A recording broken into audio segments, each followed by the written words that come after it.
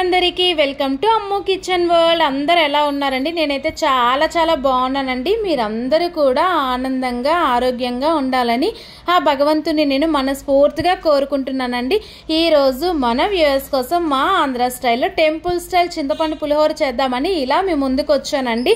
ఈ చింతపండు పులిహోరని ఏ విధంగా చేసుకోవాలి, అలాగే దీనికి కావాల్సిన ఇంగ్రీడియంట్స్ ఏంటో పర్ఫెక్ట్ పద్ధతిలో పర్ఫెక్ట్ కొలతలతో మీకు చూపిద్దామని చెప్పి ఈ విధంగా మీ ముందుకు వచ్చానండి. వీడియోలోకి వెళ్ళిపోదామండి. ముందుగా ఈ చింతపండు పులిహోరని చేసుకోవడానికి కావలసిన ఇంగ్రీడియంట్స్ ఏంటో చూసేద్దాం. వచ్చేసేయండి. ముందుగానే వేడి నీళ్ళలో నానబెట్టుకున్న చింతపండు, పొడుగా కట్ చేసి పెట్టుకున్న పచ్చిమిరపకాయ ముక్కలు, వేయించి పెట్టుకున్న పల్లీలు, అదేవిధంగా మినపగుళ్ళు కొద్దిగా, ఆవాలు, జీలకర్ర, పచ్చి శనగపప్పు కొద్దిగా, ఫైన్గా కట్ చేసి పెట్టుకున్న అల్లం ముక్కలు, పసుపు కొద్దిగా, రుచికి సరిపడినంత సాల్ట్, కరివేపాకు, అరగంట సేపు ముందుగానే నానబెట్టుకున్న రైస్. ఈ రైస్లోకి మనము 2 టేబుల్ స్పూన్ల ఆయిల్ని, కొద్దిగా పసుపుని యాడ్ చేసుకొని రైస్ని ఉడకబెట్టుకోవాలండి. ఇప్పుడు మనము పాన్ హీట్ అయిన తర్వాత దానిలోకి ఆవాలు, జీలకర్ర వేసుకోవాలి. దానిలోకి సన్నగా కట్ చేసి పెట్టుకున్న అల్లం ముక్కలు కూడా యాడ్ చేసుకోవాలి. అల్లం ముక్కలు కొద్దిగా వేగిన తర్వాత శనగపప్పుని యాడ్ చేసుకోవాలండి. ఈ శనగపప్పు 2 నిమిషాలు వేగిన తర్వాత దీనిలోకి మినపగుళ్ళు కూడా వేసుకోవాలి.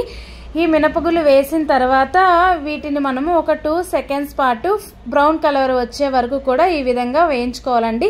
దీనిలోకి సన్నగా కట్ చేసి పెట్టుకున్న పచ్చిమిరపకాయ ముక్కల్ని కూడా యాడ్ చేసుకొని పచ్చివాసన పోయే వరకు వేయించుకోవాలి. దాని తర్వాత ముందుగానే వేయించి పెట్టుకున్న పల్లీలను కూడా దీనిలోకి యాడ్ చేయాలండి. ఈ పల్లీలు వేసిన తర్వాత మనము క్లీన్ చేసి పెట్టుకున్న కరివేపాకును కూడా యాడ్ చేసుకోవాలి. ఈ ఆయిల్ అనేది ఈ పల్లీలకు కరివేపాకు కూడా కలిసేటట్టుగా ఈ విధంగా మనము ఒకసారి కలుపుకోవాలండి. కలుపుకున్న తర్వాత ముందుగానే మనము పక్కన తీసి పెట్టుకున్న చింతపండు రసాన్ని కూడా యాడ్ చేసుకోవాలి. దీనిలోకి రుచికి సరిపడినంత సాల్ట్ని కూడా మనము ఆ రైస్కి సరిపోయేటట్టు సాల్ట్ని కూడా యాడ్ చేసుకోవాలి. సాల్ట్ యాడ్ చేసిన తర్వాత మనము ఈ విధంగా ఒకసారి ఈ సాల్ట్ అనేది మొత్తానికి పట్టే విధంగా ఒకసారి కలుపుకోవాలండి. ఈ సాల్ట్ అనేది ఈ పచ్చిమిరపకాయలకి, ఈ చింతపండు గుజ్జుకి కూడా పట్టే విధంగా కలుపుకున్న తర్వాత దీనిపైన మూత పెట్టుకొని ఒక 2 సెకండ్స్ పాటు దీన్ని ఇలా ఉడికించుకోవాలండి. ఇప్పుడు రైస్ని మనము చూసుకున్నట్లయితే ఈ విధంగా ఉంటుందండి. మనము ఆయిల్ని ఈ రైస్లోకి యాడ్ చేయడం వల్ల ముద్ద అయిపోకుండా ఈ విధంగా వీడియోలో నేను చూపించినట్టు పొడి పొడిగా ఉంటుందండి. ఈ రైస్ని మనము ఒక 2 సెకండ్స్ పాటు ఈ విధంగా పక్కన పెట్టుకోవాలండి. ఇప్పుడు మనము పోపుని చెక్ చేసుకోవాలి. ఈ పోపును ఒకసారి మనము చూసినట్లయితే వీడియోలోని ఆయిల్ అనేది ఈ చింతపండు, ఈ పల్లీలు, ఈ పోపులను డివైడ్ అవుతుందండి. ఈ విధంగా డివైడ్ అయినట్లప్పుడు మనము ఈ విధంగా డివైడ్ అయింది అని అంటే పోపు రెడీ అయిపోయినట్టేనండి. ఒకసారి దీన్ని మనము ఈ విధంగా కలుపుకొని గ్యాస్ని ఆఫ్ చేసేసుకోవాలండి. ఇప్పుడు మనము గ్యాస్ ఆఫ్ చేసిన తర్వాత ముందుగానే మనము ఉడికించి పెట్టుకున్న రైస్లోకి ఈ పోపును వేసుకోవాలండి. ఈ రైస్ అనేది మనము వేడిగా ఉన్నప్పుడు కదపకూడదండి. ఒక 3 మినిట్స్ వరకు కూడా గాలికి ఆరనివ్వాలండి. పొడి పొడిగా అయిన తర్వాత ఈ రైస్లోకి మనము ఈ తాలింపుని వేసుకొని రైస్ అనేది విరిగిపోకుండా ఈ విధంగా కలుపుకోవాలండి.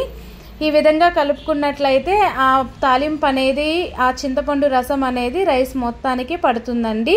అంతేనండి. ఆయిల్ వేసుకోవడం వల్ల ఈ రైస్ అనేది పొడి పొడిగా కనిపిస్తుందండి. ఫైనల్ లుక్ అనేది ఈ విధంగా ఉంటుందండి. చూసారు కదా, టెంపుల్ స్టైల్ చింతపండు పులిహోర రెడీ అయిపోయిందండి. అంతేనండి. ఇంకా ప్లేట్ తీసుకొని పులిహోరని సర్వ్ చేసుకోవాలండి.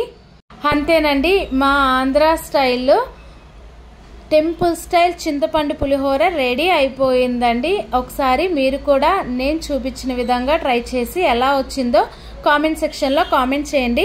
అండ్ అదే విధంగా నా వీడియోస్ని కనుక మీరు ఫస్ట్ టైం చూసినట్లయితే లైక్ చేయండి, షేర్ చేయండి, సబ్స్క్రైబ్ చేసుకోండి ఫ్రెండ్స్.